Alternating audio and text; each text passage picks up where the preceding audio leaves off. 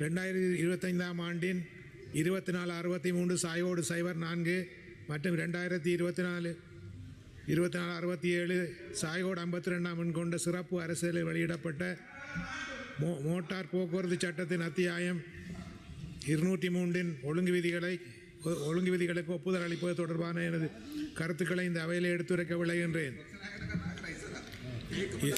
இலங்கையின் சாலை பாதுகாப்பு சட்ட கட்டமைப்பானது மோட்டார் போக்குவரத்து சட்டத்தின் அத்தியாயம் 203 குறிப்பிட்ட 2 ஒழுங்கு விதிகளை நாடாளுமன்ற ஒப்புதலுக்காக முன்வைப்பதன் மூலம் ஒரு குறிப்பிடத்தக்க மறுசீரமைப்புக்குள்ளாகிறது. மோட்டார் போக்குவரத்து விரைவு நெடுஞ்சாலை ஒழுங்கு விதிகள் மற்றும் மோட்டார் போக்குவரத்து போதைப்பொருள் ஒழுங்கு விதிகள் ஆகிய இந்த விதிமுறைகள் வளர்ந்து வரும் போக்குவரத்து அபாயங்களுக்கு அரசின் விடையாக அமைகின்றன. பல பதிற்றாண்டுகளாக இலங்கையின் சாலை பாதுகாப்பு சட்டமானது விரிவான நடைமுறைகள் இல்லாத அடிப்படை சட்டங்களால் முடக்கப்பட்டிருந்தது. உலக சுகாதார நிறுவனத்தின் அறிக்கையின்படி 2025ஆம் ஆண்டு இலங்கையின் சாலை விபத்து இறப்புகள் 100,000 மக்கள் தொகைக்கு 15.2 இருந்தது. இது ஆசிய பசிபிக் சராசரியை விட கூடுதலாக இருப்பதனால் சான்றுகள் அடிப்படையிலான தலையீடுகள் கட்டாயமாகின்றன.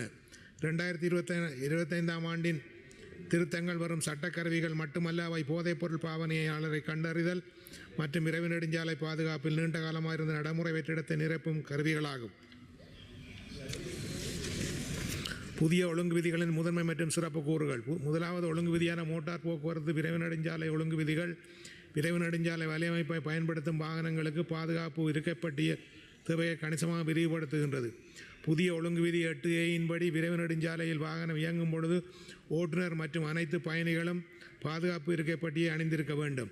ஒழுங்கு விதி 8Bயின் கீழ் அனைத்து பயணிகளும் தனிப்பட்ட பாதுகாப்பு இருக்கப்பட்டியல் பொருத்தப்படாத எந்த ஒரு வாகனமும் விரைவு நெடுஞ்சாலையில் நுழைய தடை விதிக்கப்பட்டுள்ளது. ஒழுங்கு விதி 8Cயின் படி இதன் பொறுப்பு வாகன உரிமையாளர் மீது சுமத்தப்படுகின்றது. ஒழுங்கு விதி 8Eயின் படி ஓட்டுநர் இருக்கையானது மேல் நோக்கிய மற்றும் பக்கவாட்டு பாதுகாப்பு பட்டியல் 3 நங்கூர அமைப்பு கொண்டதாக இருக்க வேண்டும். ஒழுங்கு விதி 8EBயின் படி முன் மற்றும் பின் இருக்கைகள் ஆனவை இருக்கை வடிவமைப்பை பொறுத்து குறைந்தபட்சம் 2 நங்கீர அமைப்பை கொண்டதாக இருக்க வேண்டும்.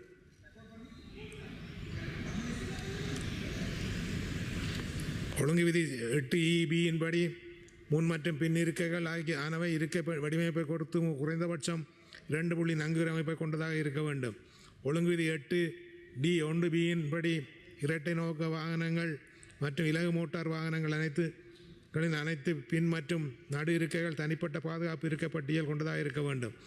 ஒழுங்கு விதி 8D1Cயின் படி பாடசாலை மற்றும் அலுவலக சேவைகளில் ஈடுபடும் போக்குவரத்து வாகனங்களின் அனைத்து இருக்கைகளும் பாதுகாப்பு இருக்க பட்டியல் கட்டாயமாகும்.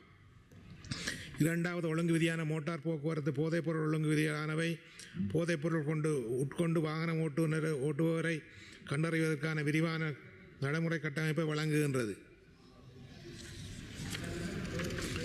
இதன் மையப்பகுதி நியாயமான ஐயம் என்பதாகும். ஒரு ஓட்டுநரின் அசாதாரண நடத்தை, பேச்சு மாற்றம், உடல் சமநிலை இழப்பு அல்லது ஆடைகளின் தோற்றம் ஆகியவற்றின் அடிப்படையில் ஒரு காவல்துறை அதிகாரி பரிசோதனையை தொடங்கலாம்.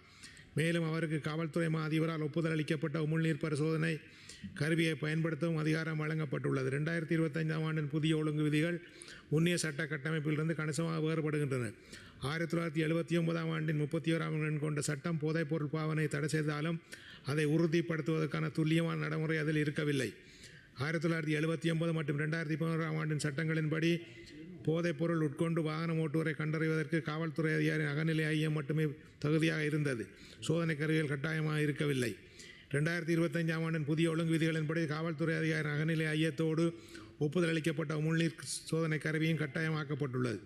முன்னிய சட்டத்தின்படி போதைப்பொருள் உட்கொண்டு வாகனம் ஓட்டுவரை அறிவியல் அடிப்படையில் கண்டறிவதற்கு அரசு மருத்துவ அதிகாரி ஒருவரின் அறிக்கை போதுமாக இருந்தது. ஆனால் ஆய்வக உறுதிப்படுத்தல் கட்டாயமாக இருக்கவில்லை. புதிய ஒழுங்கு விதியின்படி அரசு மருத்துவ அதிகாரி அறிக்கையோடு ஆய்வக உறுதிப்படுத்தலும் கட்டாயமாக்கப்பட்டுள்ளது. முன்னிய சட்டத்தின்படி இலகுரக வாகனங்களின் முன்னிருக்கைக்கு மட்டுமே பாதுகாப்பு இருக்கை பட்டியல் கட்டாயமாக இருந்தது. புதிய ஒழுங்கு விதிகளின்படி விரைவு நெடுஞ்சாலையில் பயணிக்கும் அனைத்து வாகனங்களின் அனைத்து இருக்கைகளுக்கும் பாதுகாப்பு இருக்கை பட்டி கட்டாயமாக்கப்பட்டுள்ளது.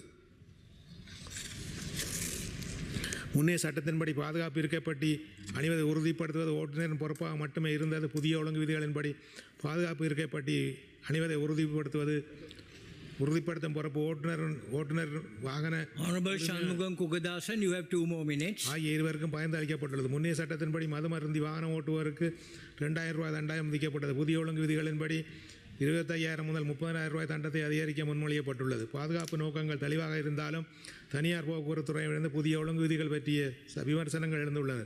2011ஆம் ஆண்டுக்கு முன்னர் பதிவு செய்யப்பட்ட ஏறத்தாழ 6,000 பேருந்துகளில் பாதுகாப்பு இருக்கை பட்டியல் பொருத்தப்படவில்லை என்று தனியார் பேருந்து உரிமையாளர் சங்கம் சுட்டிக்காட்டியுள்ளது.